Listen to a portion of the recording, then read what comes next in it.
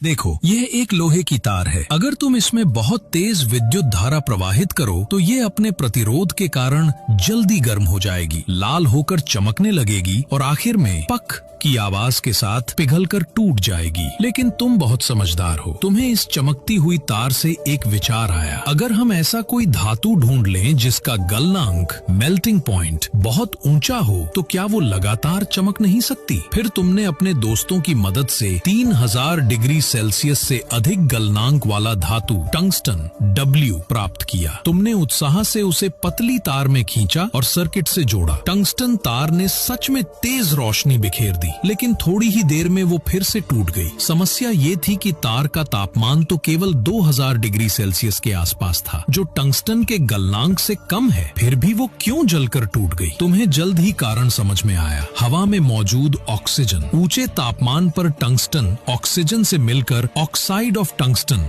WO3 बनाता है, जो वाष्पित हो जाता है और इससे तार जल्दी ही क्षतिग्रस्त होकर टूट जाती है। फिर तुमने एक और शानदार उपाय सोचा। अगर टंगस्टन तार को कांच के गोले से ढककर उसके अंदर की हवा निकाल दी जाए और फिर उसमें निष्क्रिय गैस जैसे आर्गन या नाइट्रोजन भर दी जाए तो ऑक्सीजन से प्रतिक्रिया ही नहीं होगी। और हुआ भी यही। जब तुमने बिजली प्रवाहित की तो टंगस्टन तार स्थिर उज्जवल रोशनी के साथ चमकती रही। लेकिन एक नई दिक्कत आई। टंगस्टन की तार का प्रतिरोध बहुत कम था, इसलिए उसकी रोशनी पर्याप्त नहीं थी। तब तुमने और चतुराई दिखाई। तुमने तार को और पतला किया और उसे घुमावदार सर्पिल कॉइल रूप में बनाया। इससे उसका प्रतिरोध बढ़ा और रोशनी भी ज्यादा हुई। हालांकि 2500 डिग्री सेल्सियस की सफेद तप्त अवस्था में टंगस्टन मुलायम हो जाता था, इसलिए तुमने उसे सहारा देने के लिए कांच का एक स्तंभ सपोर्ट रॉड बनाया, जिसे तुमने फिलामेंट सपोर्ट या हृदय स्तंभ कहा। ये न केवल बिजली से इंसुलेट था, बल्कि तार को सहारा भी देता था और बल्ब के अंदरूनी हिस्से को पूरी तरह बंद रखता था। इस तरह तुम्हारे बुद्धिमान मस्तिष्क ने बल्ब इनकेंडिसेंट लैंप का आविष्कार किया।